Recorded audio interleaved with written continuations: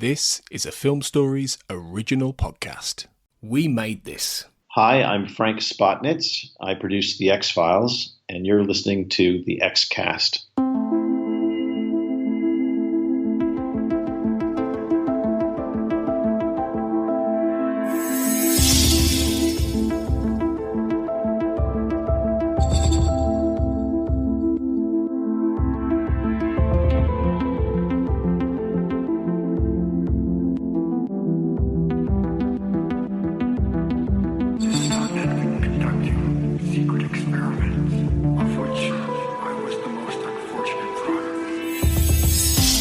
Welcome back, everybody, to the X-Cast. As ever, the truth is in here.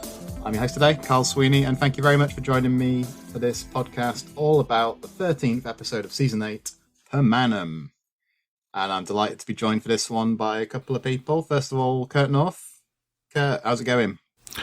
It's going interestingly, Carl. We were just talking off air that I've spent the last sort of 6 or 7 hours in a town which isn't my own, waiting for the first bus because I missed my last bus after a Christmas party, which was held in June. So, yeah, spending some time on a bathroom floor in a hotel that you haven't booked was completely booked out, and yeah, it's been an interesting few hours. I did manage to watch Manum, actually, strange enough. I watched a bit of it while I was sat on a hotel room floor. So, yeah, I've had an interesting few hours, Carl, if I'm being honest. I mean, when you were talking about being stranded, waiting for a bus, I was flashing back to the episode Roadrunners. You know, was it like that? Yeah, luckily there wasn't a Jesus slug in sight, but there were some sights to behold. Yeah, it was a Saturday night on a boozy night, so there was definitely some kind of alien life forms around, Carl. I can tell you that. This could only happen to you. I'm pretty confident in saying. Anyway, yeah, good to be back with you. It is for the first time in a little while. Yeah, I'm also on a bit of a run as well. This is my third episode in a row, I think, that I've been on. So after The Gift and Medusa, is it? Yeah. So looking forward to talking mythology as well. Great stuff. And it's fantastic as well that we're joined by Cortlan Waters Bartley. Hi, Cortlan. Hi, Carl and Kurt. Hello. Did you spend the night on a hotel floor as well? Very thankfully, no. I did not spend the night on the hotel bathroom floor. So obviously going better than Kurt's night or morning so far. Not a Jesus slug in sight. I'm good. So Cortlan, you've probably mentioned this on your other recordings for Season 8, but how do you feel about Season 8 in general, in broad terms? You're a pretty big fan of this one, right? I am a big fan of Season 8. Not my favorite season, but definitely up there. Probably second and or third favorite season, I would say. So, big fan, generally speaking. I think we all appreciate this season, don't we, Kurt? Yeah. That's what we've said before, isn't it? There's a lot to like here. There is, yeah. It's definitely high on the agenda for me for season rankings, if I was to rank, so it's, bar season 3, I think it's probably potentially, second or third after that, really. So it's, I think it's a great season, and diving into it as well, especially this episode, I think it's going to be interesting, because there is a lot to talk about, and there's a lot to try and parse, and not look at it in any severe detail in the past, and just enjoying it compared to going, actually, what is going on there is certainly interesting, but it takes nothing away from the season as a whole. I think it's a great season. Totally agree, 100%. Yeah, and this one in particular, like I said, is Manum. So this was first broadcast on February the 18th, 2001, written by Chris Carter and Frank Spotnitz, and directed by Kim Manners. And this, of course, is the episode in which a man comes to Scully and Doggett to tell them that his wife was killed after giving birth to an alien baby. So, yeah, general thoughts and a mark out of 10 for this one. Cortlan, how fond are you of Manum? I'm going to give half the episode a 10 out of 10. I'm going to give the other half of it a 6, maybe a 7. Is that acceptable? So well, I guess which half is... okay, so personally love Manum for the flashbacks. I think that they're beautiful and wonderful. Also, I am a shipper, so obviously just enjoy this like a glimpse that we're about to get. And the rest of it, I think I don't hate, I don't dislike, but I think there are some real continuity problems and some story problems and just a lot happening. So I mean, I guess if we averaged the 10 and the 6, it would technically be like an 8 maybe. So let's go high 7. Okay, high 7. That sounds reasonable. So are you, as you're watching it, you're feeling that from scene to scene, are you? The sort of dip and I am. the ebb and flow in quality? Yeah. 100%. Yep. Okay. And Kurt, you're making some interesting facial expressions there as Cortlan was talking. I know. Do you have the opposite? Do you have the opposite view? Is that what you're saying? Yes. That is really strange because I was going to say in my notes I made mentally, I was going to say I think it's an episode of 2 halves. One half I'm not particularly fond of, being all the flashbacks, and the other half being that I really enjoy stuff like the introduction of Noel Raw and alien babies and body horror and all that kind of thing. So, sure. But that's despite its continuity. I think we will agree on a lot of that. But yeah, I think it's. I think it's a story of 2 halves, and I do feel that ebb and flow. And every time the flashbacks kind of come on, I kind of let out a low groan or sigh. So, yeah. So I'm gonna give it a 10 out of 10 for one side, and a 6, and give it a high 7. I think. All right. Well, see, here's the thing. I think Kurt and we probably have had this conversation before. Maybe not about Per Manum, but we agree. This is like a high 7 episode. We just don't agree about why. Yeah. Well, I'm between a 7.5 and an 8 somewhere, so I would agree on that actually. But I like both parts of it at roughly the same level. It's not like a seesaw thing for me. Come on, Carl, pick a lane. Pick a lane. No, I'm picking the middle of the road. That's centrist dad perspective is what I'm offering up. I actually like it a little bit less than I remembered, though, is what I will say. And I'm finding this being a very slight theme as I'm rewatching some of these season 8 episodes. Maybe it's to do with what you're saying, Kurt, about just enjoying them in the past. And then when I'm rewatching stuff like Patience and having to talk about them, and it forces you to consider the way the plot doesn't hold together and that kind of thing. So I'm wondering here if some of the plotting's a bit unconvincing. Like, does it all add up, basically? I could be talked around on this, so I'm hopeful that one of you will be able to join some of the dots for me. It's going to have to be Kurt. Some of the stuff with Duffy Hask, well, we'll come to it. Okay. The reason I like it quite a lot, nevertheless, is for a few reasons. But I think Gillian Anderson gives a superb performance in this one. I'd hope we can all agree on that. Yep. And the episode's asking quite a lot of her, I think, in the sense that in a lot of her scenes, she's having to send out kind of 2 different messages or signs, isn't she? In the sense that she's sending out signs to us in the audience about what Scully is thinking at the same time as to all these other characters in the scene. She's got to stay a bit detached at points.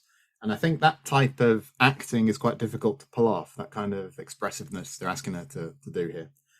So I think she was brilliant here. It's all, like in the terms of the story, it's all about like secrecy and paranoia about the prospect of women not being able or not being in control of what happens to their bodies. And I think that even though there are some plotting issues, I think it translates those ideas into terms that are appropriately tense and unnerving. So I think dramatically it works well, this episode. Yeah, I don't know much about this one in terms of the production side of things. I don't know if either of you do, but the one thing I have noted is that although it is broadcast as the 13th episode of the season, it was produced as the 8th episode of the season. So originally shot, I think, between Via Negativa and Shawkill. And I don't know if either of you know the answer, but I'm wondering if that's to do with the availability of the actors, potentially David Duchovny. I think the understanding is that it's been shuffled. I think it's more potentially, and this is me surmising and speculating, it's not me knowing the truth or anything like that, but because Gillian was being quoted to say that you'll find out more about the pregnancy before Christmas, and that was obviously before this. So I think it was scheduled to be between Schuylkill and Salvage. So, but the nature of David Duchovny being in the shows post The Gift made more sense, and plus it was in the sweeps as well. So the fact that they've kind of like bunched them all together, which then alludes to the fact of, as I say, talking about continuity, that we're talking about 14 weeks of pregnancy when it should have been a few episodes back potentially, or whatever it may well be. But Cortlan and I have had, as we've alluded to, many a conversation about this, sometimes drunk, and it can get quite heated. So hopefully we'll be all right this time. But I think from the sounds of it, the plan was actually to have it earlier, but then the decision was potentially made because the Duchovny's in it, that they wanted to get the high ratings and get the gift and this is not happening Dead Alive kind of altogether. That makes sense. I suppose, Cortlan, now gives us, like Kurt's saying, it gives us per Manum, this is not happening Dead Alive, 3 words, a real mythology heavy stretch of episodes, which is fairly unusual, isn't it? It is unusual, but it's such a nice, I think in season 8, it's such a nice pivot. It takes us from this front half of more, I guess, typical, like Monster of the Week kind of stories with Doggett and Scully kind of in there, but we're going to pivot entirely to the back half of season 8, and I think it works as a whole really well. So I'm glad that it's where it is and not with Sure Kill and Salvage. Yeah, and it's like you get Sure Kill and Salvage and that stuff kind of out of the way in one it swoop, is. isn't Just it? Then? Put them behind you. Okay, before we go into the episode breakdown then, IMDb, would either of you like to hazard a guess as to what this episode is rated on IMDb? It's mythology, so I'm going to go with an 8.4. Oh, okay. Cortlan? I was thinking more in the exactly 8 range. So like 8.1, let's say. It's actually a 7.9 out of 10, so Cortlan is closest. High 7s all the and way. is therefore triumphant, yeah. High 7s. Equal 10 for the season, so with, I can't remember which episode it was actually, it was equal with, but roughly middle of the pack on those ratings, which is interesting. Okay, without further ado then, I think we should take a closer look at Per Manum.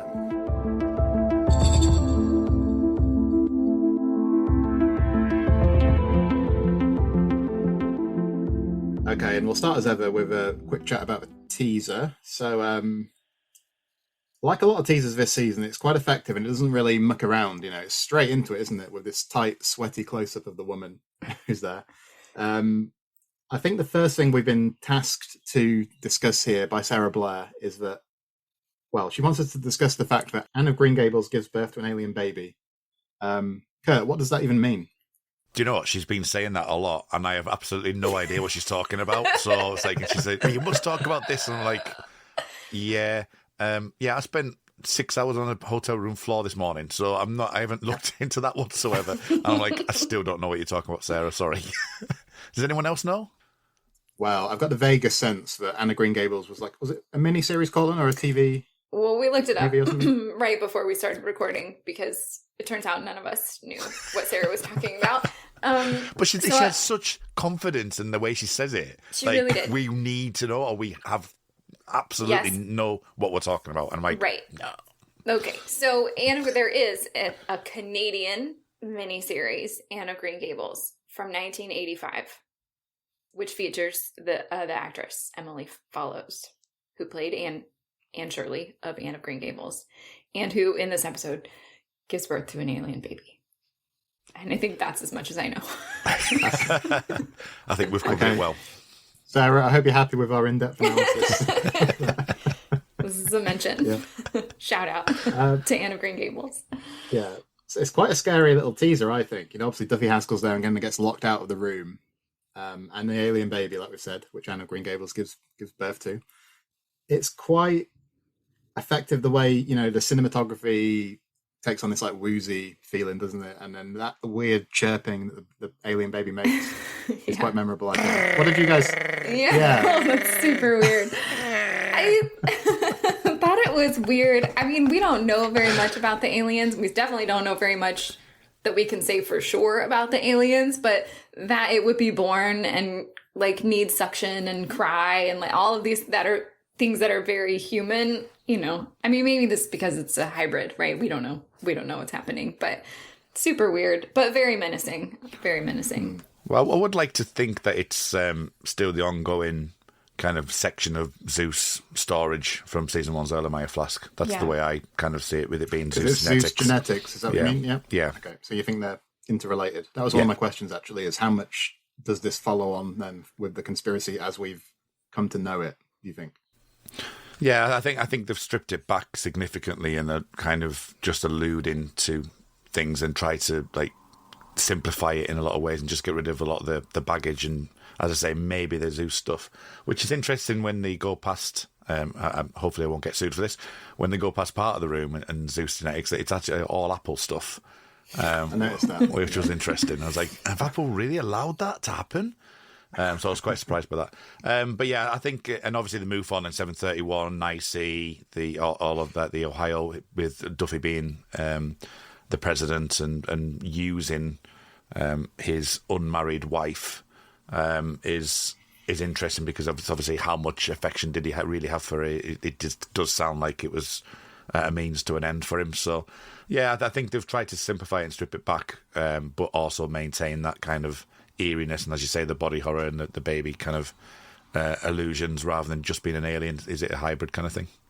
So is he like deep cover then? So he's like a syndicate type operative, but he's part of these MUFON groups, and that's how he, gets involved with these women and so on. Is that the way I read it? Because he was apparently that David Haskell died in 1970, didn't he? Apparently with the same fingerprints.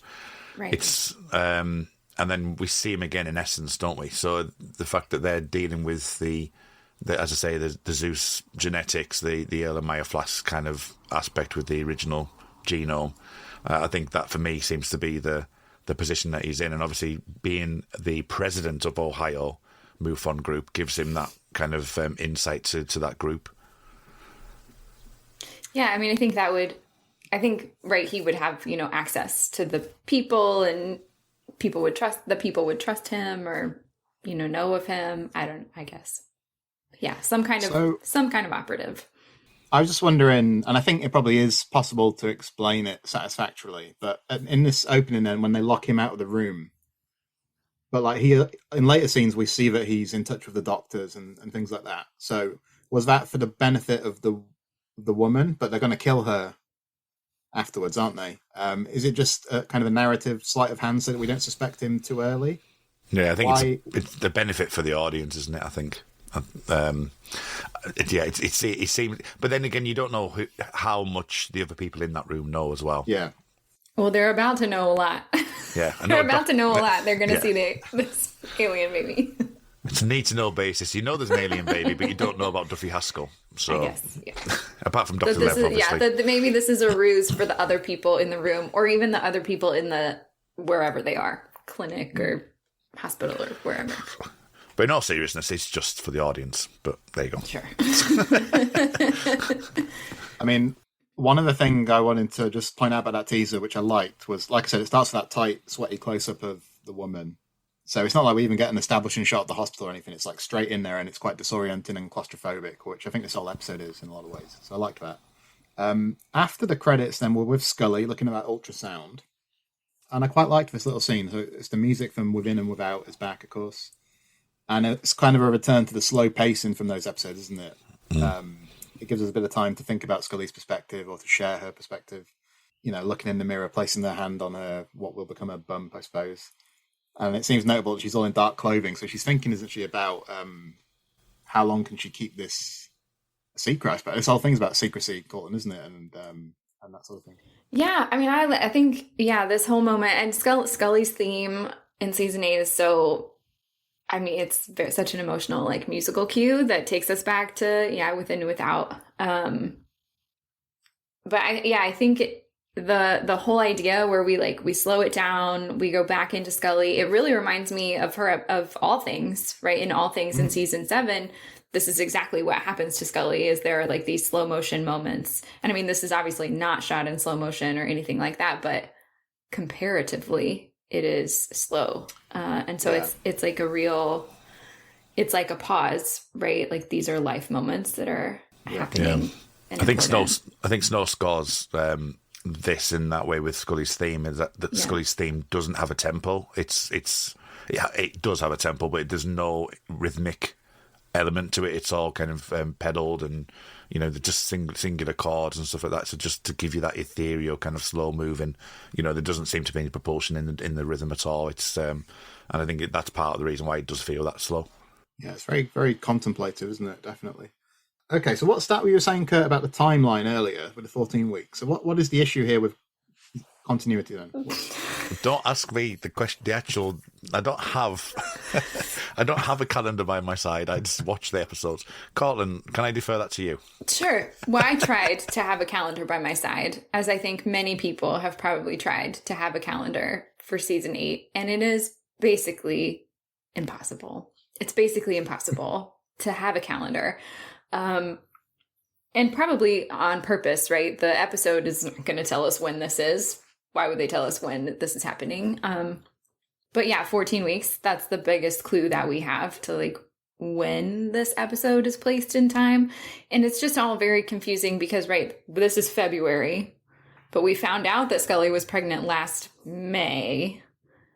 But, TV time and real world time, and there are time jumps in some episodes, and it's a mess, the timeline. I have a lot of dates that we can talk about later in reference to like specific points in time that things are happening, especially flashback times are strange because, and it's important in this episode because I think part of what they're doing is like, making us question how Scully is pregnant. And so we're meant to be confused about when things are happening, I think. But yeah, it's it's still a mess.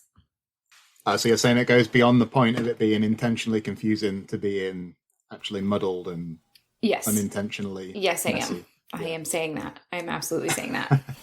Because in the end, right, we conclude no, IVF didn't work. Mm-hmm. But even is Scully questioning whether the IVF worked? We don't, she's never explicit about that. But if you try to make IVF happen at the same time that they might have conceived a child naturally, then nothing works. Like that, it just doesn't line up very well. It's hard to make those things all fit together in any kind of neat way. Kurt, do you think it's better that I think me and you are probably in a bit of a state of ignorance about a lot of these timelines and things. I've never really looked massively closely into the dates and stuff. Do you think that's actually good? Because we I enjoy it for what it worked is. Up about these things. At which point Cortlan usually jumps in and says, but it's wrong. Yes. I'm sure that it feels better. Like, I wish that this did not bother me. Like, I wish I could watch it and not be like, yeah, but... Yeah. I mean, the closest I can get to like sort of readjusting the timeline is if you put it between Schumacher and Salvage, will that make any better? But I don't have any answers for you. I'm just saying, would that make it any better? I don't think so. Because there's also that you're talking about the. I know Darren Mooney's talked about this. Where it's is the flashbacks actually before Emily and after Christmas Carol? Wow. Yeah. I have that written down in my notes because I think that the first flashback in particular, which we're not really to yet in our discussion, but the conversation in the elevator is among the most problematic as far as the timeline goes. Well, I've got a solution for that for you. Oh, good. I'm ready. I'm gonna solve it. Fix it, Carl. Don't use dates. Yeah. Because it'll fall before down. That, Duffy Haskell comes to the X-Files office and has apparently been in touch with the department before. Mm-hmm. And he's talking about, all this, my wife gave birth to an alien, all that stuff he's on about. What I like in this sequence is, like, you can see from Scully's face a couple of times that his recounting of his wife's history resonates with her. And the music's kind of evoking our recognition of that and our sympathy for that. And then you've got like Scully's outward resistance to dog it to the implications of what Haskell has told them, even as we find out later that she's going to investigate it alone. So I like that sort of dichotomy between what she's saying and what she's thinking and all that, Cortlan. Do you know what I mean? I do know. And I think it's really good. I think one of my favorite things about Scully in season 8 is the real tug and resistance and and necessary like attention on the difference between like work and personal for her, and where those things overlap and where she doesn't want them to overlap. That's one of my favorite things about season 8 Scully. And I think everything in that conversation is like very personal, but also she's at work with John Doggett, who does not know even how personal it is. And I think it's great. Well, yeah, no, it really is like, because Doggett makes that link to Scully's history that the audience has probably already made. I think it's quite clever writing, actually, Kurt, because it tallies with what we know about the way Doggett approaches things, and then him recounting it's a useful way to catch people up who have missed a bunch of older episodes as well, isn't it? To make it explicit. And plus it re-emphasises Doggett's knowledge of the X-Files as well. The way he says, "Wait, it's yours. It's right down to a T." Well, apart from the pregnancy and obviously the long pause on that. But just even like sort of the fact that she looks over at the cabinet, because as you say, with that personal kind of intermix with professional, and it's like, oh crap, he does really know the X-Files, doesn't he? So I take it from Doggett's side that he's really frustrated, and obviously we'll talk about that a bit later. But he is to a point of frustration, going, well, I can't really win in this situation, but then he doesn't have all the facts. So it's I think it's played wonderfully by both of them. As you say, they're very much a surrogate for the audience is Doggett in this case, because he's kind of really pushing that. He doesn't know. We the audience know, and the fact that he says the pregnancy, I think that really kind of drills down more into Doggett, and potentially I'm thinking part of the writing in this with that, it does actually fit more with an earlier episode than it would do now, because a couple of things have happened since, so we're getting this kind of interplay between the two. But Secrets and Lies is something that keeps popping up. I talked about that briefly in The Gift the other week, so it seems to be a recurring theme in this season. But what I also like about this exchange between the two of them is like it's very believable that Scully would be a bit affronted by what he says, because he's a bit too clinical, isn't he, and just like reeling off these things which are actually very personal to her. But it's also then very believable that Doggett would instantly regret having said it. When he like buries his face, he's like, "Oh shit!" It's like, I just thought that was well played. Sure, yeah. So the flashbacks then. So she gets in the lift and Mulder appears, and we're back in somewhere after Redux 2. It is, isn't it? Because it talks about the illness as being in the past. Before we talk about that in particular, I liked what you were saying, Kurt, on the podcast about The Gift, about the quite sparing use of Mulder in early season 8. He's in within and without, but he's always at a remove, isn't he? Because he's often as the alien bounty hunter or on the ship, and we're not quite sure what's going on, and very sparing appearances. Then The Gift, they use him a little bit more, don't they? But it's at a remove because it's flashbacks. And here it's still that, but it's with Scully. It's the first time we've seen Mulder with Scully in a while, isn't it? So it seems like we're getting closer to getting Mulder back like we want him, but it's still tantalizingly out of reach. Do you know what I mean? Yeah, definitely. And I think that again goes back to what I was saying earlier with this episode and the placement of it, because I think it's, the whole thing with The Gift was like, Dave Duchovny's coming back, and it's like an old case. And it's like, right, but he's in it for like 3 scenes or something.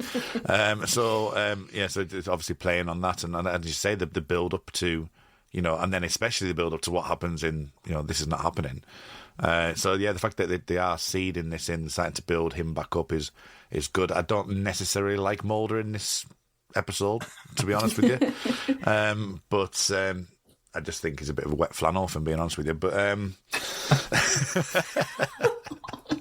but yeah, I think but we'll get to that. But yeah, I do like the idea and the usage of him to build him up till we get obviously into This Is Not Happening Dead Alive.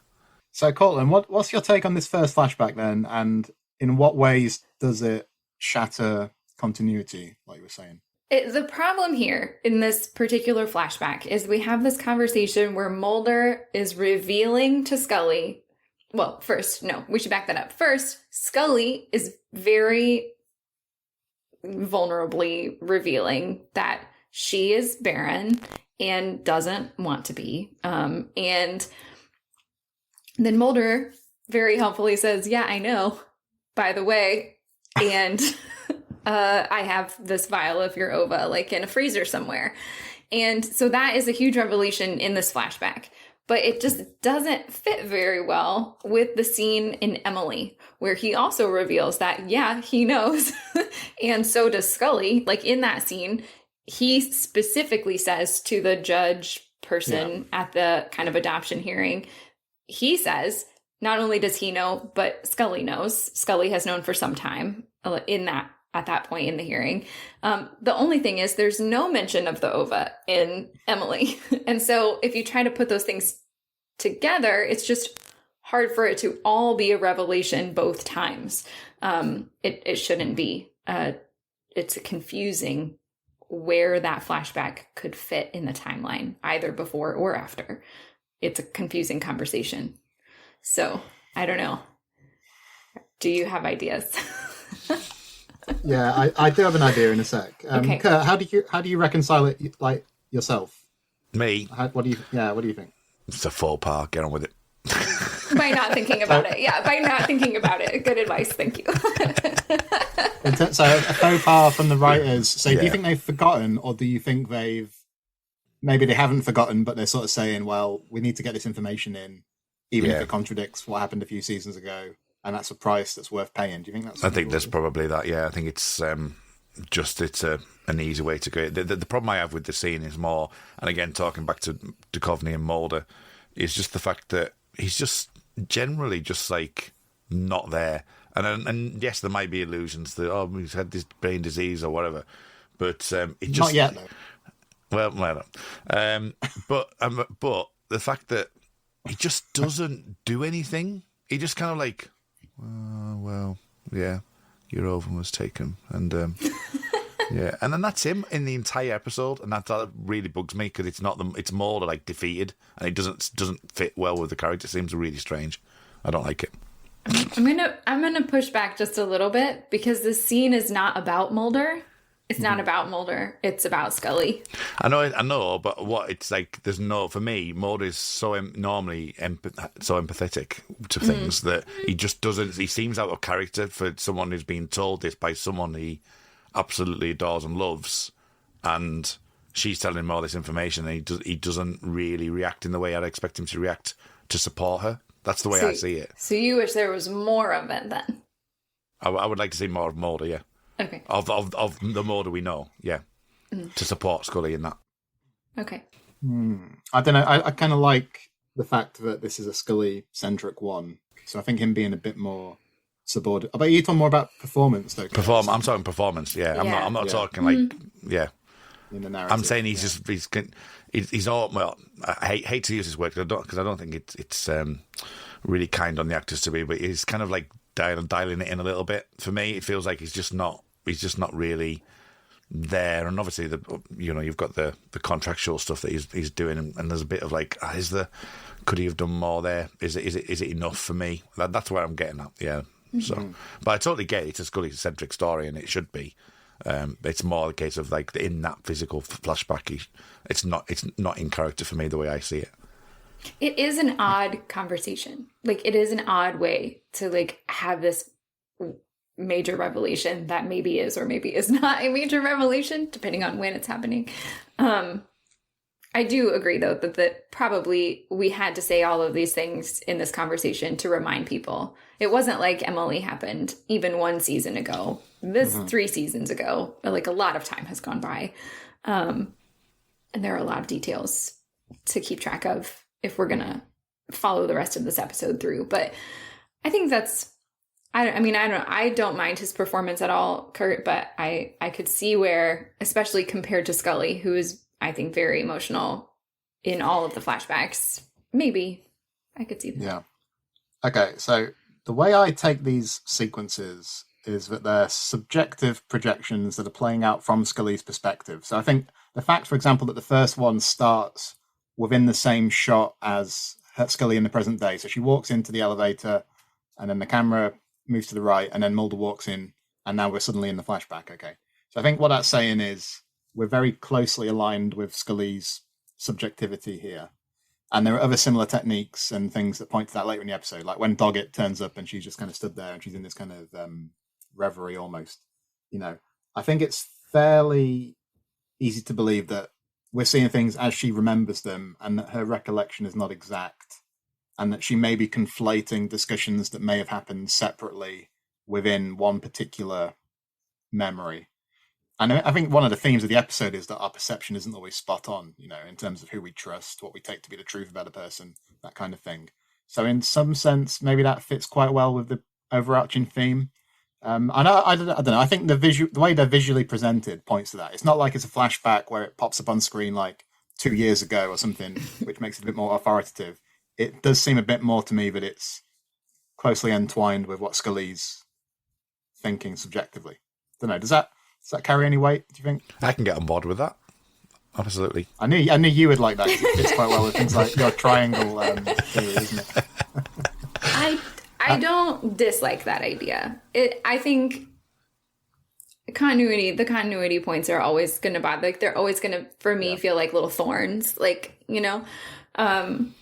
but I think that we could make allowances for Scully's memory, kind of mashing all of those things together in this conversation, even though maybe they don't, really. Maybe like in reality, this was a conversation where he revealed that yes, he has this vial of ova, even though they had already talked however many times previously about her being barren. And I don't know. We could, I suppose, allow for that. I'm not even saying, I don't even know like that's the intention of how to take them. I just think that because of the way it's shot, and I think there are ways to support that reading of it. Yeah. That help you get through some of the continuity things a little bit. Maybe, yeah. And I do really love I love how it starts and stops like with the elevator doors. And I think later ones, her apartment door or the door in the doctor's office, I really like that kind of way to introduce the flashbacks or hide them, misdirect. Yeah, those transitions are really well done, I think. I agree. Okay, so it's all about this theme of like secrecy and lies, and like Scully has told Doggett there's nothing to do about what Haskell said, but then she goes to Zeus Genetics. So at Zeus Genetics, she kind of wanders in and finds out, overhears what's going on with Miss Hendershot and all of that. Now, is it, I tried to figure out this in universe, is it like really convenient that it's so easy for her to walk in and see what she sees and hears what she hears? Or is this part of the plan? Are they trying to entice her in and give her some breadcrumbs to follow? I don't know. Colton, how did you interpret Where are all the people? That whole building is empty. Where are they? And is it the middle of the day and there are no people there? But also it's just a really confusingly empty space. I think it's meant to be, maybe make it creepier. Like it is creepy. It's creepy. So that works pretty well. Yeah. Is it part of Duffy Haskell's plan, do you think? Oh boy. I am personally not convinced that Duffy Haskell has a plan. At least not one that I could like cohesively lay out for you. So I don't know. I think eventually we find out that the woman there, Mary Hendershot, Miss Hendershot, as we refer to her from now forward, is part of the plan. So whatever the plan is. So I guess, yes, she's meant to go there, meant to find this situation as it's happening or in progress, I guess. I guess. I don't know, Kurt. Please help. I don't know. To be honest, I think, as you say, with the fact it's so quiet, it seems like it's all staged, doesn't it? It feels like it's like she's meant to see it, and obviously, I think at one point Dr. Lev says about we'll let Hendershot go. We fear losing her, but they're trying to get the information. They're trying to get stuff from Scully. I think it's more a case of maybe going for that amniotic fluid that's taken out later on. And progressing on Scully's side of stuff, and the loss of Hendershot is the gain of what they can glean from Scully, and I think that's kind of how it is. It's just an unusual way about going around it because Dr. Parenti is Scully's doctor, so yes, I don't quite get why it you is would need absolutely to do that. Bizarre. It's also quite elaborate because it relies on Scully being there at the exact time that they're having this thing with Miss Hendershot, doesn't it? Unless they were waiting for her. and they heard her come in, and then they started making all the noise and all of that. I don't know. It is so strange. I think that Kurt mentioned a thing that is actually a real problem for me in this episode, because this is a presumably very elaborate plan to get Scully, even though they already have her. Like, they already have her. This is already her doctor and has been her doctor for however long she's been pursuing IVF. So I'm not really sure, honestly, what the point of anything that they're doing is. Yeah, so I think the phrase per manum means by the hand of in Latin. And I think what they're calling into question is like the authorship, as it were, of Scully's pregnancy, aren't they? Saying, whose hand has this been done by? So, like, Parenti's an interesting figure then. I'm thinking the very literal name as well. Like, Yeah. Yeah. classic Chris Carter writing. When she calls him at home, and I think he's shot from below at first, which is suggestive that he's got this like powerful status. I think that was quite a nice touch. When he unwraps that alien baby, so is that the baby from the teaser that's been born and presumably has not lived very long? Is that what's happening there? I assumed that was the case, yeah. So what we're thinking that was... So what is his exact link then with... He's part of these genetics, is that what we're saying? Yeah, yeah. As well as being, whatever... Parenti medical group. Yeah, as well as doing that as his day job, yeah. Okay, right, okay. Yeah, it's... if he's on the payroll, needs the money, Yeah, then no, fair I'm just enough. trying to establish it. That's what I'm trying to clear it They're up. colleagues. They're colleagues. He and Dr. Lev are somehow... Maybe he's just brought in as a consultation, because Dr. Levson is expert in birth defects, whereas Parenti is expertise in OBGYN, isn't he? So maybe it's just that it's a collusion between the two companies.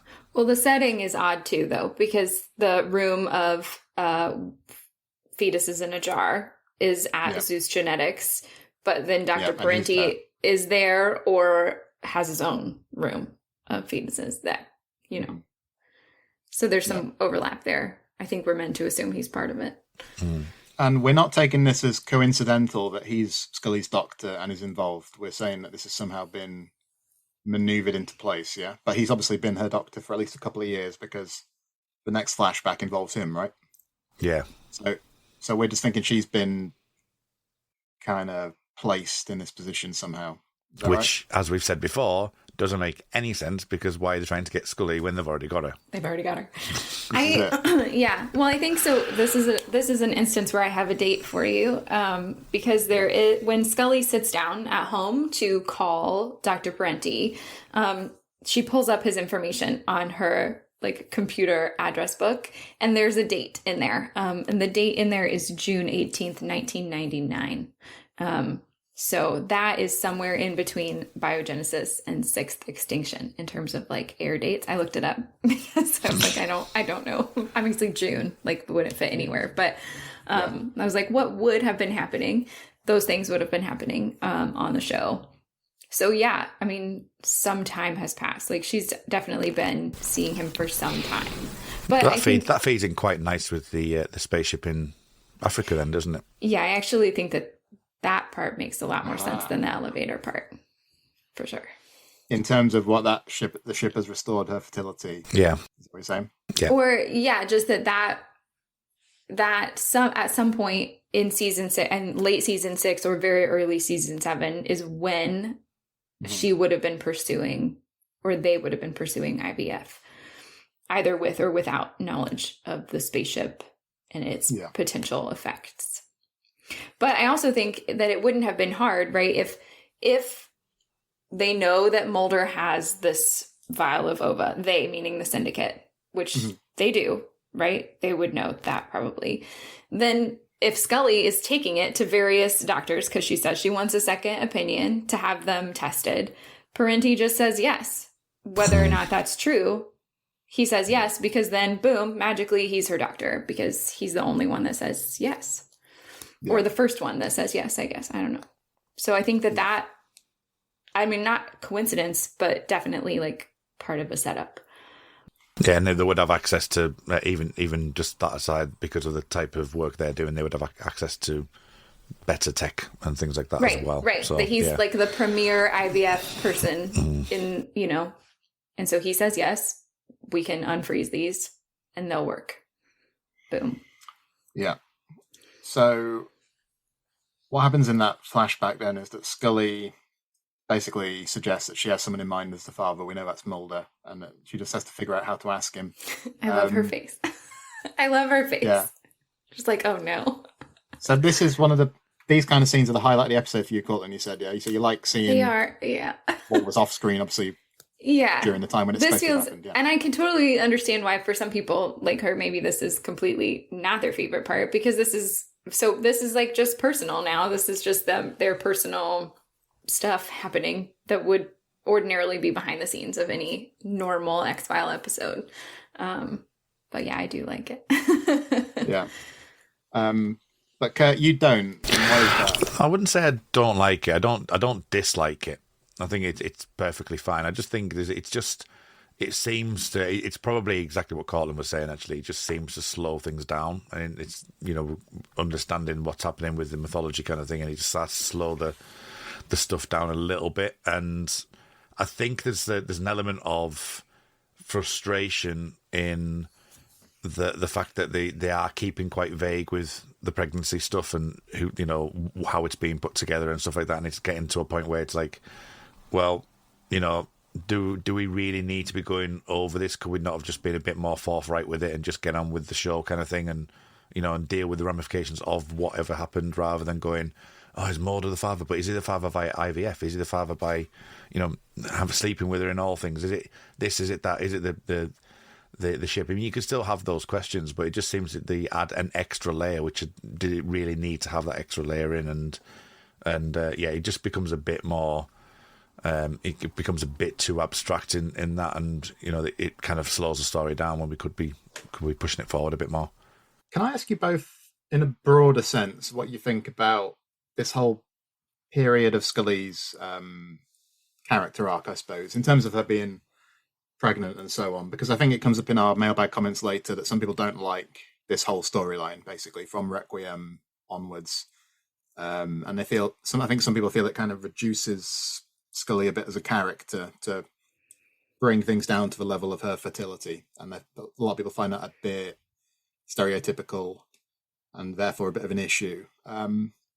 Obviously, opinion differs. Cortlan, do you have issues on that regard? Yeah. Yes and no. I think that it's perfectly reasonable to write or imagine Dana Scully as a woman who decides at some point, yes, she does want to have kids. Like, I think that that's totally reasonable.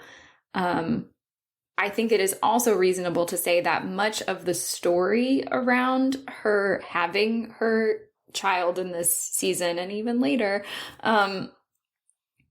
is reductive.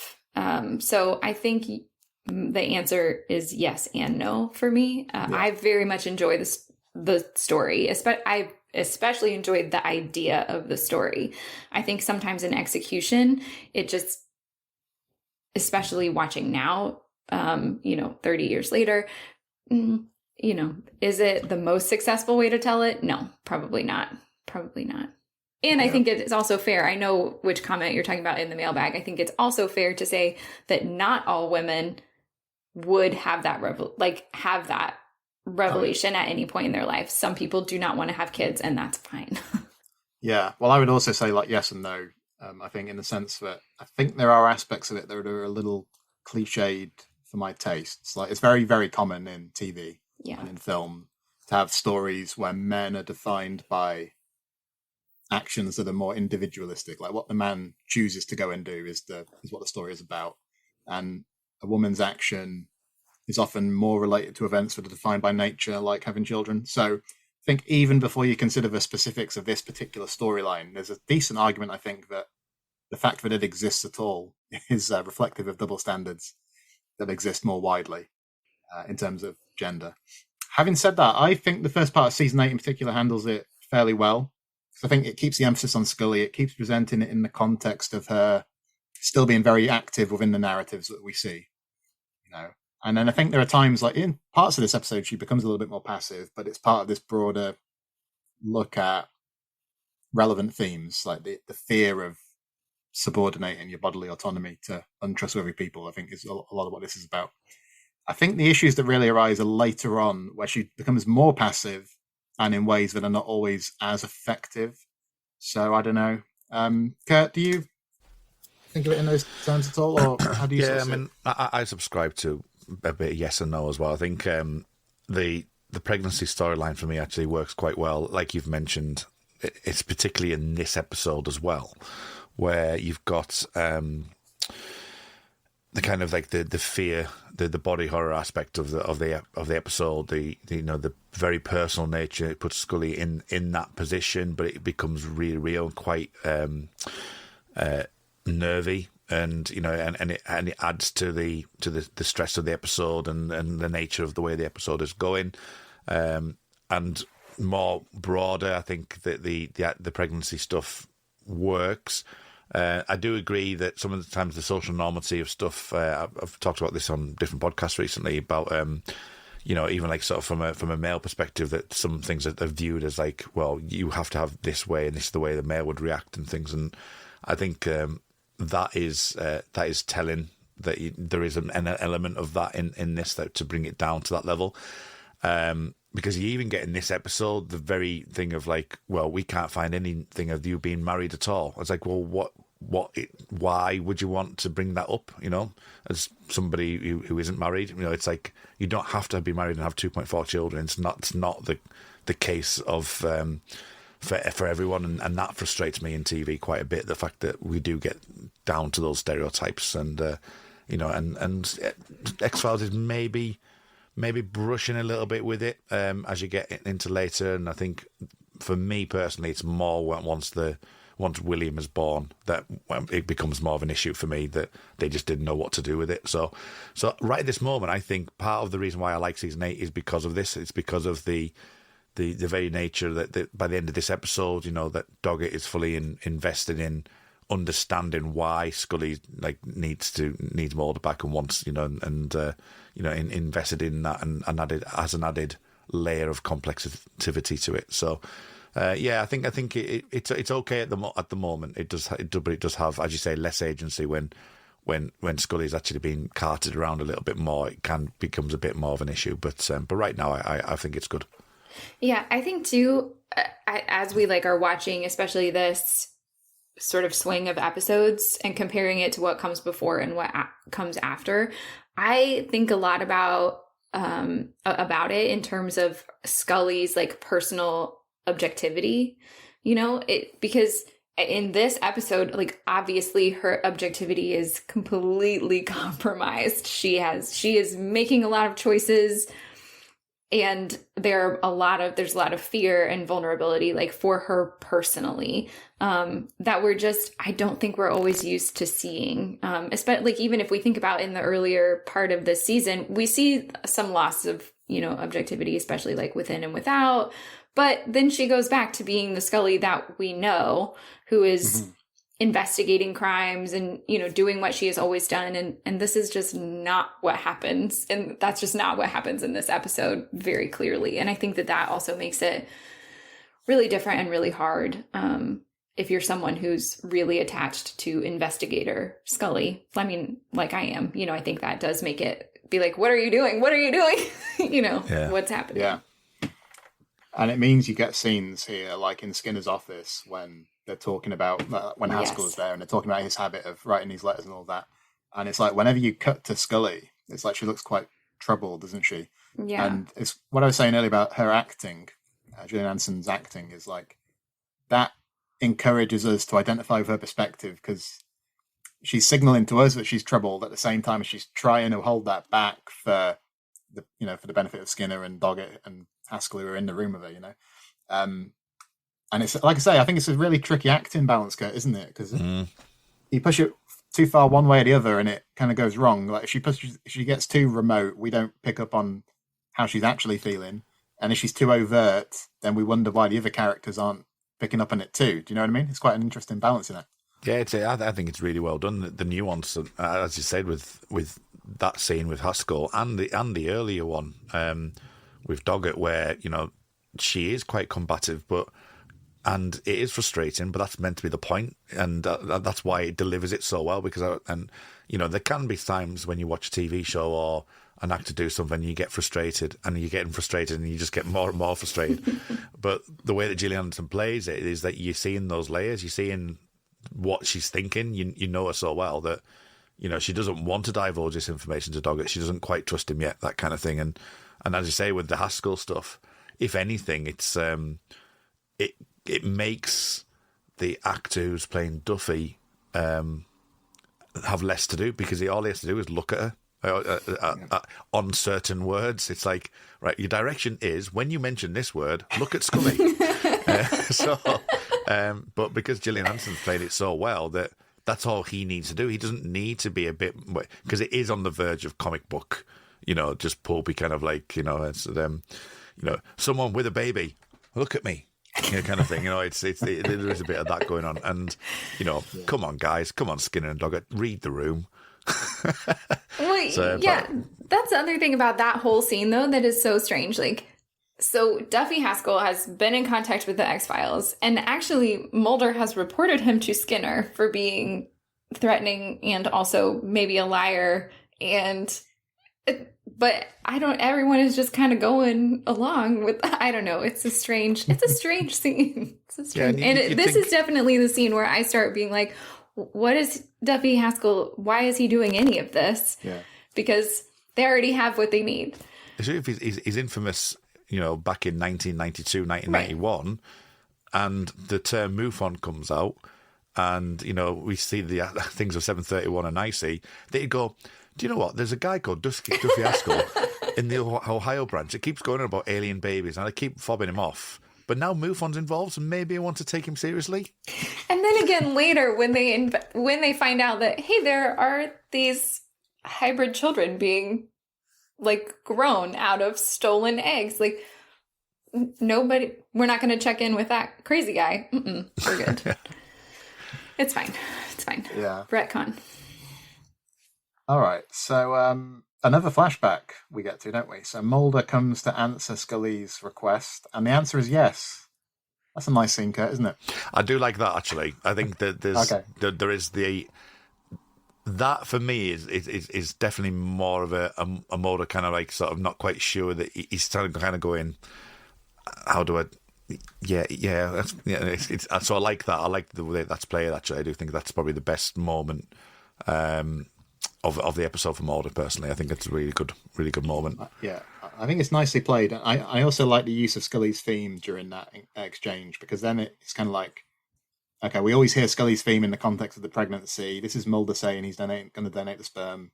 So it's like, okay, it underscores that probability that Mulder is the father, which then is called into question by other aspects of the story. So I like the sort of the way they play with that there. Cortlan, nice scene, isn't it? Yep. Yes, it is. Just deeply I'm sorry, I'm just sitting here very deeply relieved that I don't have to argue with Kurt about whether or not this is a good moment. No, I agree with you, Cortlan, on this occasion. I think this one is set, when I think of Per Manum, this is the scene that I think of. So just especially, I think Gillian Anderson does really great work in all of these episodes, but I just think in this particular moment, very good. That moment where she's kind of looking down and looks up, and it's just this enormous range of emotion. Very good. And I think just very revealing, this entire scene. To me, this scene must take place before they are in any kind of physical relationship. It must. It just, in the context of what they say to each other. Yeah. I mean, I suppose not. They do say weird things to each other all the time, but especially when they're talking about personal lives. But I think that it just must be before. So you're saying before Requiem then? I'm saying before all things. Yeah, I'm saying. In season 6, though, do you think, rather than season 7? Is that? I don't know. My gut instinct is to say that this must take place, that IVF must take place between season 6 and 7.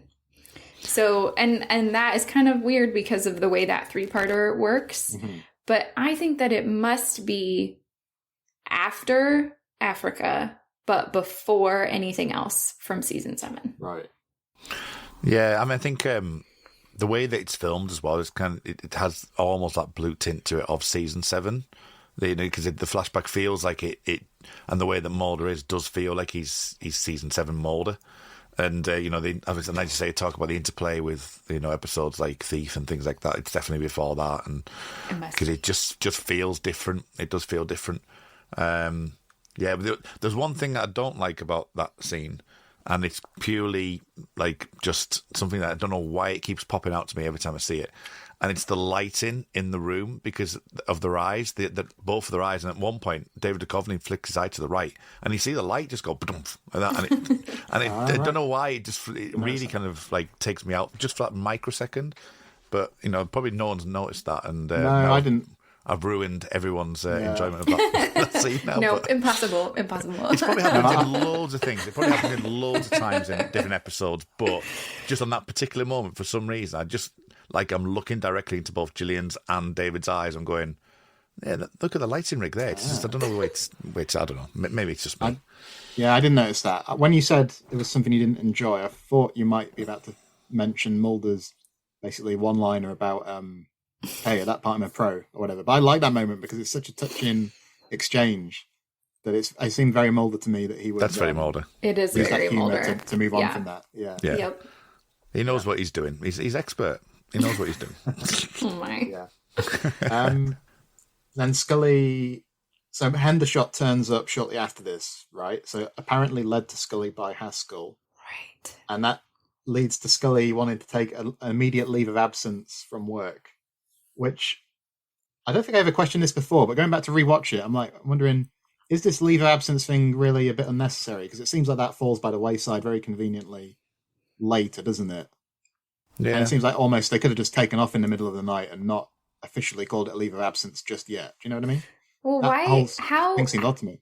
I don't understand why she doesn't start immediately asking questions about why this woman has her home address and has shown up on her doorstep. Like, how?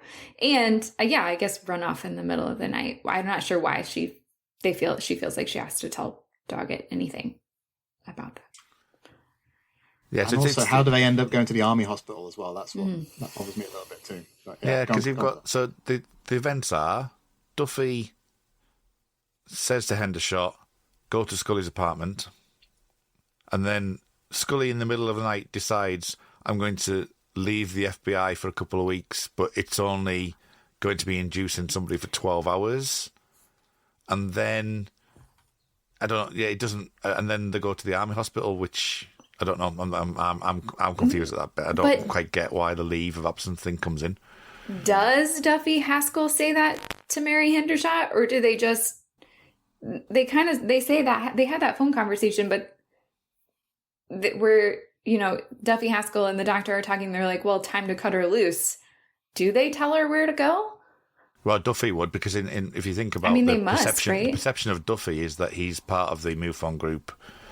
They have no idea that he's involved, and Hendershot would go to him because of all the extra stuff that he's been really vocal about. Okay. So he's then gone, right, okay, to manipulate Hendershot to go to Scully. But this then, as you say, this lady can help you. She's been part of the FBI. She's X-Files, kind of blah, blah, blah. I've had dealings with them. Send her that way. But it's then, as you say, the moment after that of like, how does Scully decide where to go? She goes to the best IVA, again, going to the best IVF treatments potentially possible. We don't know where that is, but it's obviously wherever it may well be. And they're in on it as well. So it's like a high level thing. And would you have so many? I mean, yes, some of them ask, but there's maybe 2 or 3 members who are aware of it, and maybe they just played that knowing that's probably where they would go. I don't know. It's a bit convoluted. It also seems to me like, even from Scully's perspective, that the army hospital would be like maybe the worst place to possibly go. Yeah. Like, terrible idea. Go anywhere else. Because she knows that the military's been involved with things in all in some of these other investigations. Exactly. She knows That's what I was wondering. Yeah, she knows this to be true. But I think also this goes back to maybe her complete loss of objectivity. Like, I'm not sure that she's acting as an investigator at all at this point. She's acting as a terrified person who goes to that hospital. Yeah, so and you can say she's not thinking straight. Definitely not. Yeah, so I can get that. And I think the scene is purely just for Doggett, just to say, you keep telling me there's all these secret and lies and blah, blah, blah. Why won't you trust me? There's an element of that in this as well, that, that Doggett's like, has proved himself to Skinner, because Skinner obviously says that line, doesn't he? He goes, just tell him, he's there to help you. And that's where we get to the end. So I can see why that scene's there. And it sort of prefigures what's going to happen with him post Vienna, doesn't it? Like when he's saying, like, wait, so I'm the X-Files now. Mm-hmm. Well, that actually is something that's going to come into play just a little bit further down the road. So maybe it's a little bit of foreshadowing for that idea. I don't know. Yeah, it's one of my favourite moments. It just seemed curious to me, that whole interlude. And mainly the fact that she ends up in an army hospital. Even taking into account what you're saying, that she might not be thinking straight and all that, which I think is a good way to look at it. But I suppose it ratchets up the paranoia a lot, doesn't it? Right. Well, and it's possible too, like if so Mary Hendershot arrives at her door, and at some point she must call Skinner. And so maybe it wasn't her idea at all. Like maybe she says, we have to go someplace safe. And also this woman needs to deliver this baby / maybe alien baby. And this is just what they came. And maybe, maybe there's Skinner's influence in there. I have no idea. I mean, we have really no reason to think that. That's just me trying to figure out how they landed where they land. Anyway, they go there. Whether it was a wise decision or not, they go. Just on that as well, by the way, I do like Dockett's bomber jacket. I quite like his style in the middle of the night. His pickup truck. And his pickup truck style. So there's a couple of things when they go to meet the doctors at that hospital. So firstly, I like the way it's filmed, because like the camera kind of prowls around this group of people, and it gives you that feeling of kind of instability. The second thing is that Mark Snow cameos in this scene. Did you spot him, Kurt? I didn't spot him, but I'm aware he was there. He's one of the doctors, I think, isn't he? Mm-hmm. Yeah. I don't think he speaks, does he? You see him in a couple of reaction shots. He's very easy to miss. Sorry. And he's actually, once you know he's there, he's quite distracting, because that's all you think about. So, I liked it though. It would have been better if he was like, as the Doctor, just while it was going around, he just had a keyboard in front of him and was just like sort of playing Scully's theme while it was going around. He's standing in the background with like a tiny keyboard. Great. Did either of you have thoughts about some of these scenes at the hospital? So like, there's one with Scully and Hendershot, isn't there, when Hendershot's talking about how she can't be pregnant by a boyfriend and stuff like that. Again, I thought it was a good showcase for Gillian Anderson, because there's a tight close-up on her as she's kind of considering some of the implications of what Hendershot's saying. So again, a very well-acted scene, I thought. Yeah, well, I think just really quickly before we talk about that, there's another pretty big red flag that I think that Scully misses, and that's that all of these doctors just completely accept everything that she has said about maybe having alien babies, which has just not been the experience of really anyone from the X-Files. Inhuman. Was it not inhuman baby, sorry, not an alien? Sure. Yeah, whatever. They seem to take all of this very much in stride and are totally fine believing it and inducing labor and like running tests. They're like, yeah, this is totally a thing that we should check out. Even though never before in the history of the X-Files has anyone be like, wow, that's really compelling. Let's investigate it. So I just thought, I always think that initial conversation is really like their willingness to accept everything that she has just said is a little weird. I actually do think this episode, just in general, is the first time, I think, for me in the show where it starts to feel that pulpiness of it. There's like pretty much directed up just the preemptive to super soldiers and stuff like that. There's moments in this episode it becomes a bit more straight focused and just, you've got to accept things at face value, whereas in the thought before it might be a bit nuanced. There probably is other episodes before this, but watching this over the last couple of days, I have had that feeling of like, yeah, this is where it's starting to come to fruition now, where it is becoming more of that pulpy mythology arc aspect to it. I think Dead Alive is the pivot point now, because I think resurrecting Mulder after such a long interval, that's where it gets harder to stomach, isn't it? Yeah, You know what I mean? just the fact that Doggett got killed for a few hours. Let's go a bit further. Let's go a bit further. Let's go. How far can we push this? Yeah. In terms of a lack of nuance, I wanted to talk about Adam Baldwin's performance as Noel Rohrer. We can talk about Noel Rohrer. Oh boy! The introduction. So Here the he is. first episode of him. At this point, we don't know he's a super soldier and all that. I don't know. Is he a super soldier at this point, or does he become one later? Oh, so many questions. It's an open-ended question that I think. Okay. I think there's indication to think because I don't know. Well, he's in on it. He's in on what's ever happening here. So I would like to potentially say yes, he is already a super soldier. Well, if he is already a super soldier, maybe that makes his acting a bit better. Because what I thought was he's a super soldier. He's a super soldier, Carl. He's a super soldier. What I thought, obviously, on first glance, it's like here's the new informant type figure. You know, this is Doggett's equivalent of Deep Throat or X or whoever, isn't it? Yeah. But there are moments when he's attempting to like look secretive or furtive, and he's like looking around. It's just all a bit too obvious for me in terms of his acting. What does work well is that he's quite physically, he kind of towers over Doggett a bit, which is effective, isn't it? Yeah. But I think he's too young for that role. Like, he's younger than Doggett. He's much younger than people like Deep Throat and X were. So I don't think he's got the gravitas necessary for this kind of part. But he's not going to be a long-term informant. So yeah, he's got the name though. That's all you need. Good name. Good name. I like it. I like No Raw. I think it's fine. I do. I think you're right with the concept of maybe kind of rebooting the mythology a bit. Oh, this is going to be our new informant. It gives, for me, I don't really focus on Noel Raw as much as I do on Doggett.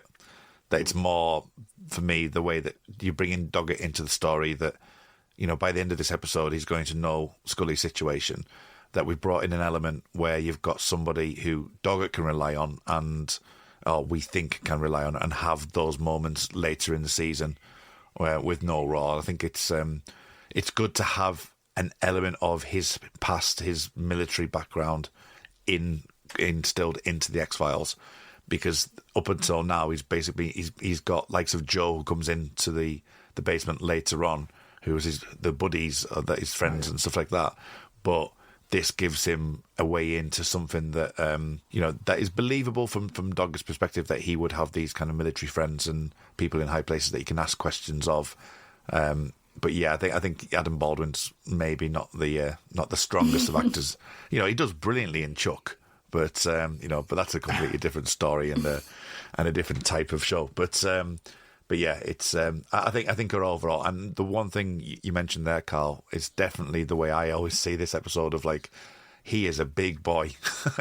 You look at Doggett's like sort of like, he's just tiny. So so that does work really well. It's quite foreboding that way. Yeah. What did you think, Colin? Are you a Noel Rohrer supporter? Support fan? No. No, not a big fan. I mean, I think that for me, the parts of, in Per Manum in particular, I think Noel Rohrer does what he's meant to do. I think later, especially, I start to get really frustrated with Doggett in particular. He clearly has not read the X-File about trusting no one. But okay. So I think that my issues with Noel Rohrer don't really come up until a little later, but a bit later. I do have a note. I did write down how Doggett looks absolutely tiny. Yeah. That's it right here. I'm looking, and the whole time you're talking, I'm like, well, there it is. We all agree. He does make John Doggett look absolutely tiny. He does. Does that? Right. What about the scene where Scully realizes that the ultrasound that she thought was of her was actually a video of somebody else's? You know, I think again a bit convenient that they left that tape so easily discoverable and playing. It's still playing. Yeah. But Scully's dawning like horror, I thought was quite well done. Yeah. A little bit convenient, Kurt? It was a bit convenient, yeah. It's just nice to see VHSs back. Can you imagine showing that to somebody now and it's like, what is that? It must be some sort of recording thing. How does that work? No, as I said, I think the scene and also what I liked especially in regards to that scene is Gillian's acting, yes, and Mark's nose score where it goes it starts that really kind of like fast-paced, propulsive, kind of shrill that comes through the scene, and I think that really ramps up the tension. Going into the back end of this episode, I think it works really well. Yeah, I think it does absolutely give us this like immediate moment of panic. Like, oh my gosh. I mean, I think that it's all very convenient, right? Like that the doctor would leave that there. Awkward. But also, I wish, again, and there's no objectivity here, we have no evidence that is actually what was happening at all. We don't know, but except that we have this tape and we know that it was playing. But I do think that immediately the panic gets ratcheted way, way up. So, and that's what we need to get through the next step. I mean, I know we're going to talk about it in the end, but just while I'm thinking about it, but that's the one thing that I struggle with at the end of this episode, post this scene, is just the way that Doggett kind of goes, they say this, they say this, they say this, they say this, and it's like, who said that? And how long's Scully been out for? She hasn't been out for that long. We don't know. And he seems to have all the answers already, and I find that was a bit convenient as well, that it seemed very quickly, very rushed after this. Or is it actually good because it's speaking to the broader idea of women's concerns being dismissed and papered over, Yeah, it really bothers me. I mean, in particular, Doggett has that line where, they say you overreacted to everything. And I think that that's pretty, typical, but also dismissive. And not a fan of how that, I think that's on purpose. I hope that's on purpose, that we're meant to feel that way. It does feel to me the way that it's played, the way Doggett plays it, there is a hint of that's what they're saying. And he alludes to it, doesn't he, with the, how can I like sort of go against that with what I'm seeing here? I think, but the way he does deliver the lines, I think there's an element of, well, they say that. I don't think he entirely believes that either. Mm-hmm. But you're right. I do take the point of the fact that it is kind of washed to one side. But I do think there's a bit more nuance there with Doggett's way of delivering it. That's kind of like, well, they're saying that. And how can I argue with the fact that you're here and you're safe? There's an element of like, I'm not quite sure what's happened here. So I do like it from that perspective. I just think it's gone a bit quick that, we've gone from getting out of that army hospital. Obviously, I'll let you get on with where we are in the actual scene. But and then come into this end, it's all just quickly like thrown together and gone, right, okay, dismissed, out you go. And it is a bit off-putting that. Just in terms of what we were talking about in terms of like Scully being active or passive and all that kind of thing. So I quite like how they try to they give her a bit of whatever you want to call it, agency or autonomy towards the end, where she's going to escape with Miss Hendershot. She keeps referring Miss to her. Hendershot. Yeah. But then it's kind of undercut because Rora turns up to help them. Like I was wondering, like, would it actually have been? Immediately. Immediately, he shows up immediately. Yeah, that would have been nicer to see her like make a solo escape from this hospital. That could have been a really good sequence. Do you know what I mean? But then maybe it's like a good way to unite the two storylines that have been going on it, of it, like different aspects of the storyline that's been going on, and maybe it plays to that broader theme of look, women aren't safe. So I don't know. It's quite well done, isn't it? When there's this thing where she's giving birth in the car, Hendershot. Rora has Scully sedated, which is quite a chilling moment, and we hear that weird alien chirping again as she loses consciousness. So again, I thought it was translated into drama quite effectively. There's a bit of whiplash, isn't there? I think my cognitive brain kind of goes, how did Raw get involved that quickly? And there's a bit, it kind of goes back. I don't know why I keep referring back to this whenever I see this scene.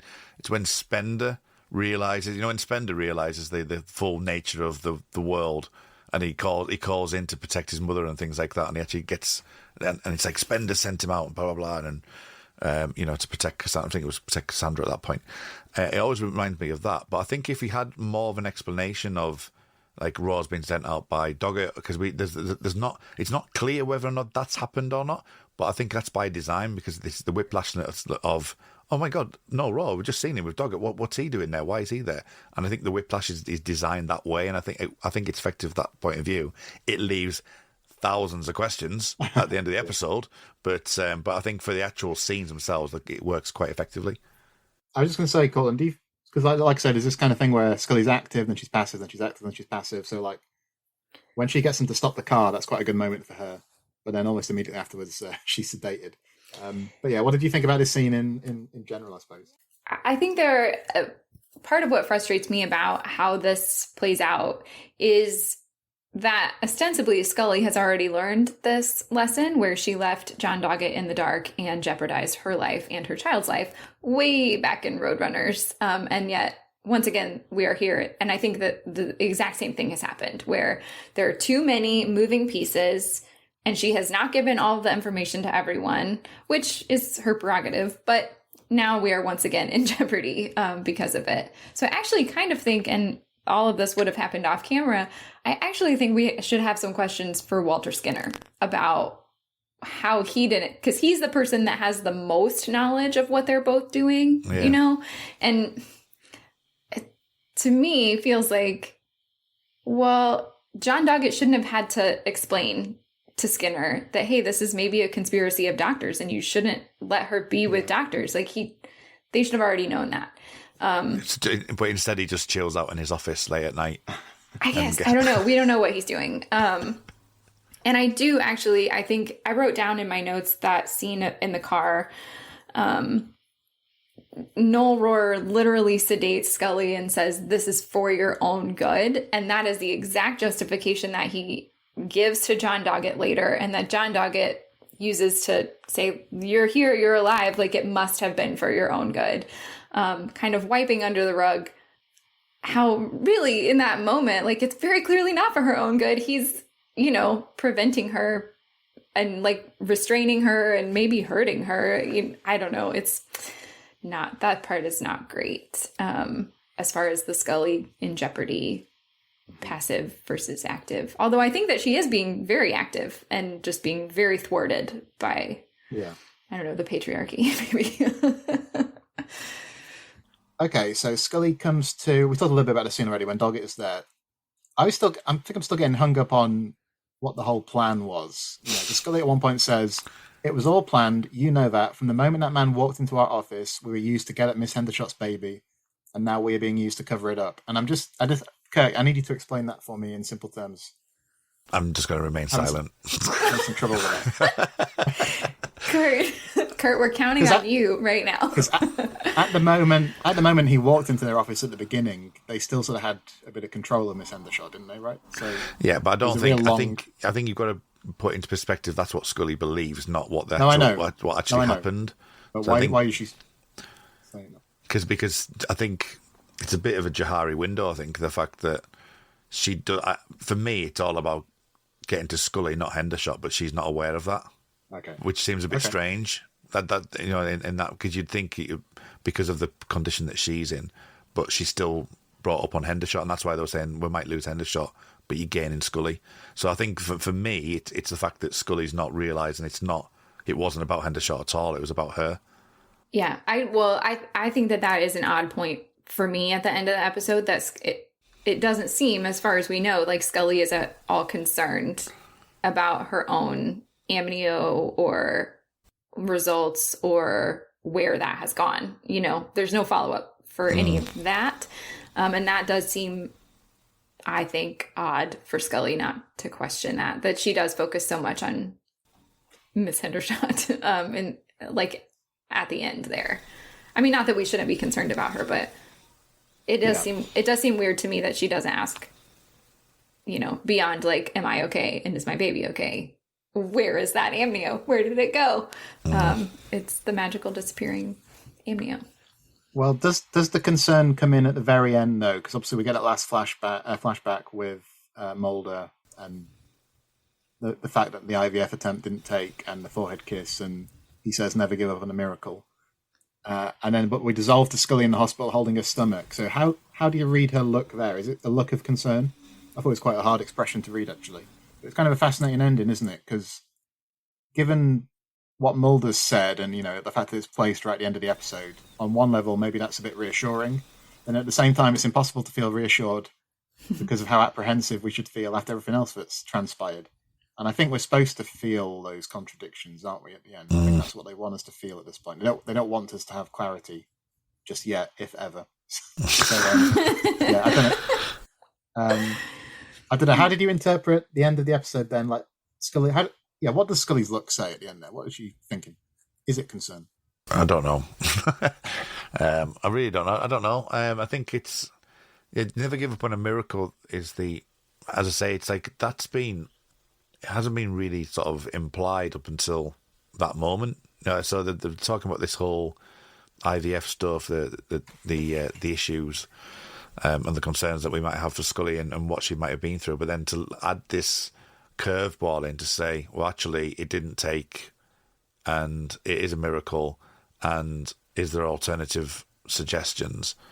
Maybe it's just a cacophony of feelings after what's happened, but it is really hard. I'm not quite sure where they're going with that. It definitely feels to me that it's almost like setting up a little piece for later in the show's run potentially. But yeah, it is a strange one, and it is difficult to read. And yeah, I haven't got much more than that really. How did you see it, Cortlan? Yeah, well, I mean, unfortunately, I don't have much more than that either. I think it's really. I think what it does is really perfectly sets up eventually the conversation we're going to get in existence where, I mean, spoiler alert, they're going to talk about it finally and say, we were afraid of the possibility. And so I think that the end scene in Per Manum is Scully being afraid of the possibilities.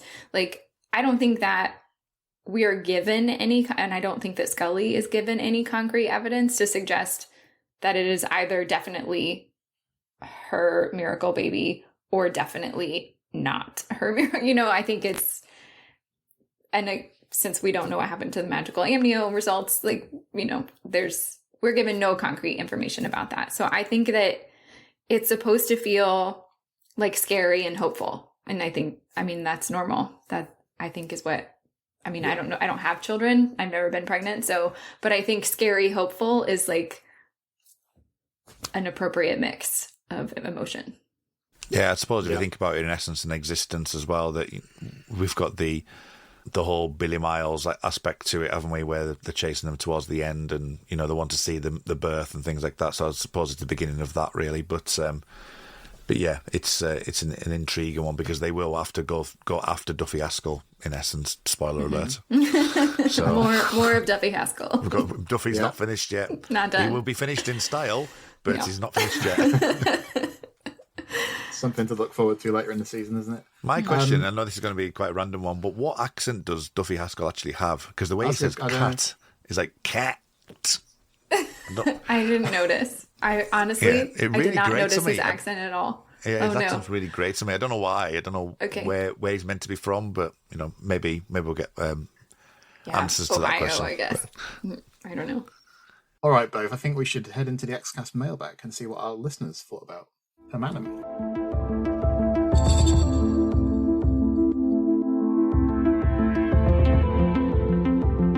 Okay, so we'll start with Tony, who said, for some reason, I always feel like I'm going to enjoy this one more than I actually do. It's the first proper mythology story since Without, and obviously connects back as far as stuff like Memento Mori. So in a way, it's the first season 8 tether back properly into the original conspiracy, but I find it all a bit daft. And what's with the bizarre names? Duffy Haskell, Noel Rohr. I mean, that's the best, worst name ever dreamed up. Sure, it's great to properly see Mulder again, and the flashbacks are a neat device we've not seen the X-Files do before, but part of me struggles with how they retroactively had all of this going on in Season 6 and Season 7, and we had no inkling of it. So, I don't know. I prefer the unofficial Part 2 and 3 of this story in essence and existence. So then there was a bit of a conversation in the comments about exactly when the flashbacks sit within the narrative, which we've talked about a little bit. And I think because they're all going on in Scully's head, we don't need to be too hung up on that. That's just my view. What I wanted to talk about was when he says the flashbacks are a neat device we've not seen the X-Files do before, Is he right on that? Because what about stuff like Christmas Carol, where you go from present-day Scully to younger Scully? You know, I think we have seen it. Right, in One Breath Ascension trilogy as well, you get to see the voiceover when she's with the kid and the snakes and stuff as well. So I think they do use flashbacks quite a bit. Mulder, I guess, I don't know if we would call them flashbacks, because he is maybe just remembering his sister's abduction, not really flashback, but I don't know. I think that there are flashbacks. Not a lot. I wonder if Tony just means like this when it's like flashback to a season or two ago. Yeah, I think that maybe is what he is pointing Maybe. to. Yeah. Yeah, 1989 Mulder with the hair. I was thinking of is it Young at Heart where we go back to Mulder in the courtroom in a flashback? Yeah, Yeah. But there are things you can point to. Yeah. Okay, so then Ellie Jean says, I really appreciate the time and emotional weight given to the IVF storyline. In particular, Scully's relief when she finds out treatment is possible, her gratitude when Mulder says he'll help her, and her despair when it fails. It's very realistic. It captures the uneasy nature of the process when you literally give all your power away to doctors and vials and needles, and all you can do is trust. The horror of the car crash scenes are visceral and tap into deep-rooted fears around protecting our children from unknown threats, at least in my opinion. Having said that, I don't particularly appreciate how convenient all the links are in the episode, and the execution could have been better. There are threads around reproduction and abortion throughout the whole season run. Imagine how good it could have been if this had been part of a tightly constructed narrative arc, rather than thrown in there as an additional idea. Yes, what do you make of that? I think it's a good point that Ellie makes about the emotional weight given to the IVF storyline, actually, isn't it? I think that's worth highlighting. Yeah, definitely. What isn't worth highlighting is Cortlan smirking when they talk about tightly narrative storyline arcs. But I couldn't help it. I tried so hard to hold him in. I think Ellie left a follow-up comment saying, like, well, I know some people think it's tightly constructed, but I'm not one of them. Yeah. I could be tighter. It could be tighter, for sure. Yeah. I think we can all agree on that. Yeah. Let's just do a couple more comments. Chris Knowles, the thing I really enjoyed about this episode and the season 8 myth arc in general is that the paranoia got back to a very intimate and relatable level. It wasn't all Spectre in a smoking room and Russian gulags and all sorts of faraway places and everything else we've all seen a trillion times before. It was back to the alien conspiracy coming into your home, your place of work, your doctor's office, etc., etc. It felt a lot more believable and stark. And I think I agree with him on that, actually. I think it's just bring it down a bit after all the sort of globe trotting and. I don't believe in doctor's office being stark though. It should have been a bit busier. The doctor's office. Yeah, super weird that doctor's office. Really. But yeah, weird. I actually do. I think the part of the reason probably why I like season 8's myth arc so much is that it does go more personal. And I agree. As much as I love going spanning the world and getting the MJ12 documents in in paperclip and things. It's a grandiose story and it's really well done. But part of the reason why I like season 8 so much is that the personal stakes that Scully's got, and you're putting her in danger. And I think there's also there's a question to be had about the fact that Mulder isn't there. Doggett is a new character, and Scully's the one that we care about the most. And the fact that she's been put into danger, and she's the only one at the moment that we have any real vested interest into, I think works really effectively. I think Chris is right there that I think it was a good way to go. Okay, so Anna Brigida Gomez says, I love this episode. 2 O's. So I love this episode. Very emotional, and the acting was great. I also love how supportive Mulder is and the whole never give up on a miracle. So much love on all of it. I also kind of like that we have to figure out when this happened. I feel it sort of adds to the feeling of disorientation of the show and the experience. 8 out of 10. That's an interesting take on the timeline thing, that it might actually add to that confusion. I like that. Well, I do think that that's part of the point, right? Is that we're supposed to be asking ourselves, is this an IVF baby that is maybe not her baby? Is this the miracle baby that he mentioned, or he says never to give up on it? We're supposed to be asking that question. I do think that it is purposefully fuzzy in some ways. It's just that even in that purposeful fuzziness, for me, it is not quite enough in there. But I agree that that's the point. Yeah, we're supposed to be asking ourselves, what is this? And I think as you say, adding the disorientation, like I said, with the whiplash scene, it's like the whole episode kind of filters around that. It's not something I really thought of until now, really, that, that maybe that is the point. It's meant to be, just so disorientating in everything it's doing. It's deliberately trying to throw you off via different means. And I think it does a really good job of doing that, actually. Okay, well, we'll finish with Katie Doe's comment, who says, "My personal view in this episode has more to do with Scully's story in general. I really wish she could have been one female character who wasn't defined by a desire to have a baby. Then to use that pregnancy to manufacture drama and include every cliche to create further angst for that character. There's some vague complications, someone's after the baby, she has to be protected. I just think it's tropey, and it's not a narrative decision I care for. So my enjoyment of these episodes dealing with this, and really the direction of the 4 later seasons, is limited to say the least."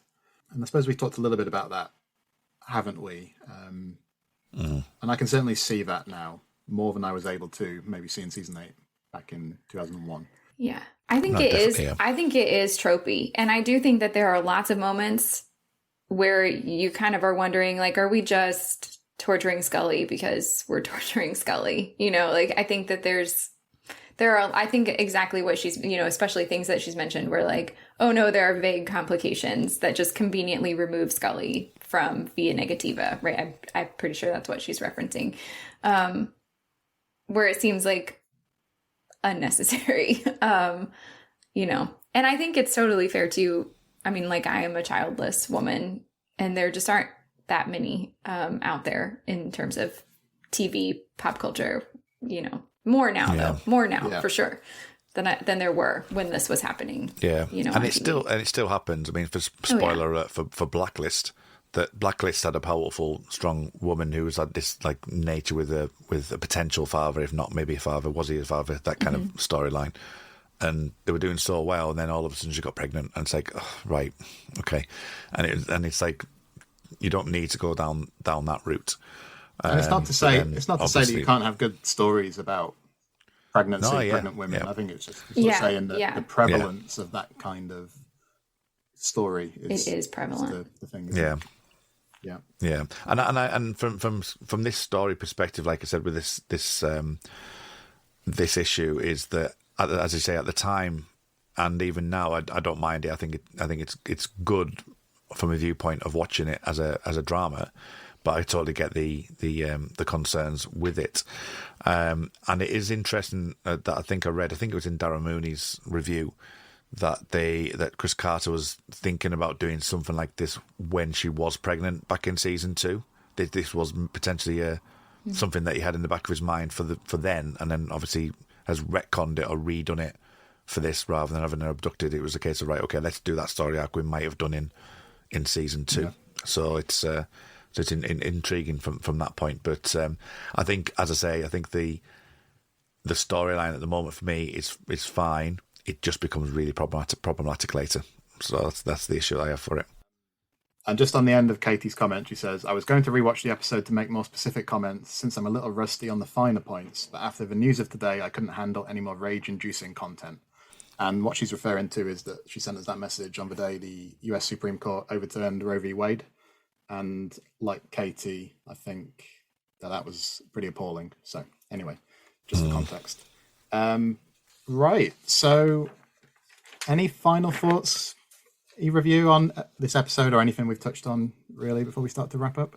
Different viewpoints, but we all agree it's a decent episode. So yeah, good stuff. And we're getting into a fascinating run now with This Is Not Happening is next, right? That's a big episode. You're on that episode again, Kurt, you? I'm on 4. I've just literally when you said that, I was like, that's going to be 4 times people are going to hear me. That's crazy. I think I'll just ask the questions next week. That's all right. And then, Cortlan, you're back. Are you with Sarah on Dead Alive? Is that right? Yep, for Dead Alive. Yeah, back again. Yeah, I love the middle. I love this middle part of season 8, so I'm here for it. Yeah, it's pretty propulsive stuff. And I think then I'm back on 3 words. So yeah, lots of big developments to come on the series, definitely.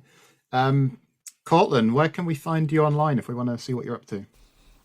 You can find me and my hand lettering and calligraphy art on Twitter and Instagram. If you just search for my name, Cortlan. I'm the only one with X-Files in their bio, I'm pretty sure, so can't miss it.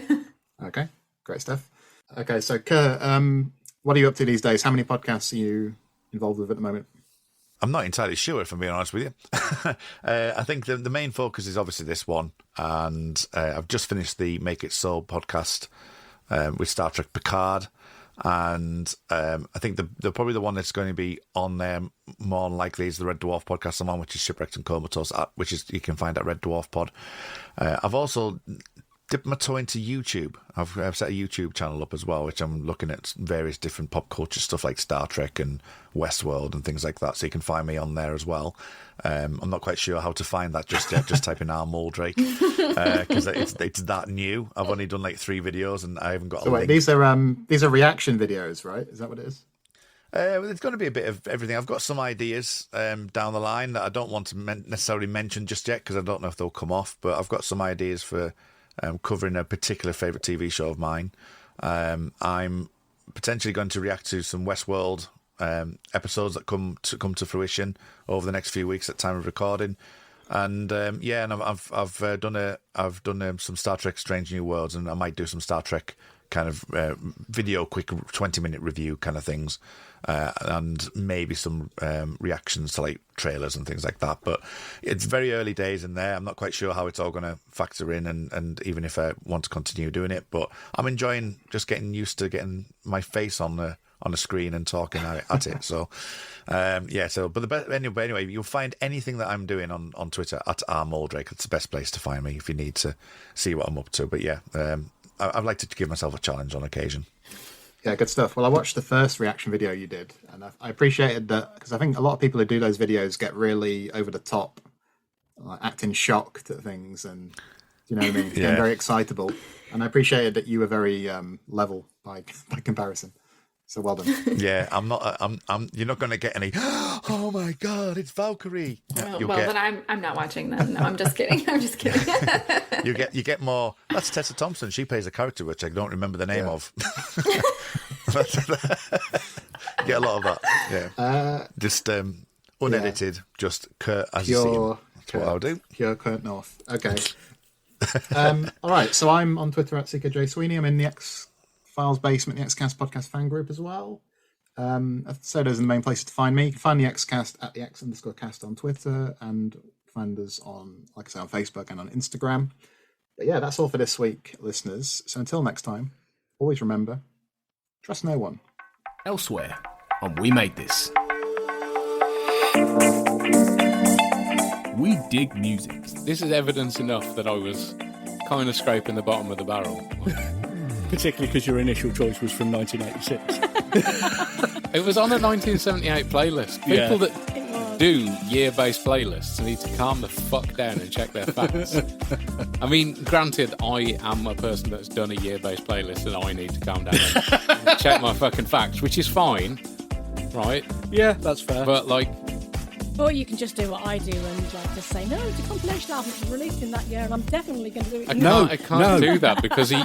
Yes, no. Chris Rea has a time machine. He released a compilation of his mid-80s tracks.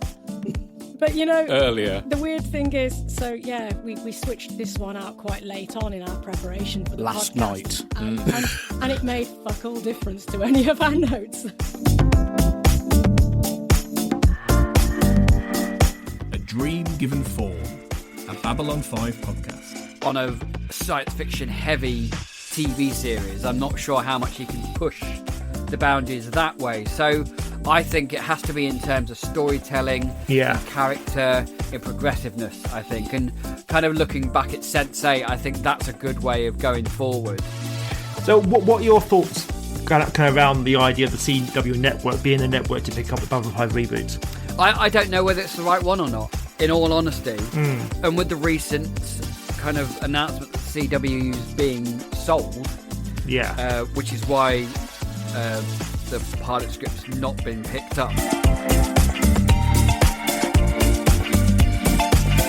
Frame to frame. The overarching narrative of Nolan's trilogy is so good. Nolan dedicated an entire movie to us understanding Bruce Wayne and why Bruce Wayne wanted to become the embodiment of fear. That's what that groundwork is, what then allows the Dark Knight to become the incredibly tortured, bleak, like almost nihilistic beast that it is, in which there's no such thing as a hero. There are no heroes. No, exactly. But as a question to you, are you suggesting then, if a film hypothetically was to exist without giving us the Batman Begin portion, but to exist in, I don't know, the second or third year of the Batman story that is dark, bleak and nihilistic, if it was not to have the Batman Begins, do you think it wouldn't quite work as well as the Dark Knight? Check out all of these shows and more on the We Made This podcast network.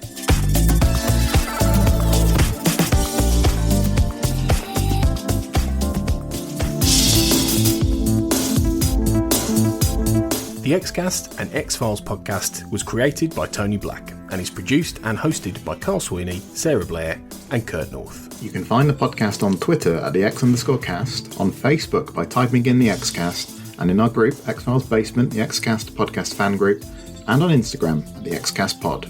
Don't forget, you can support the show by becoming a member on Patreon. Our patrons get early access to episodes, behind-the-scenes chats with our hosts and a thriving community of X-Files, and other premium interviews and specials. To find out more and subscribe, you can go to patreon.com/thexcast. That's patreon.com/thexcast. We are also part of the We Made This podcast network, full of popular culture shows, including our Millennium series, The Time Is Now. You can find all of our shows at our website, wemadethispod.com, or via Twitter at wemadethispod. Thanks for listening and keep watching the skies.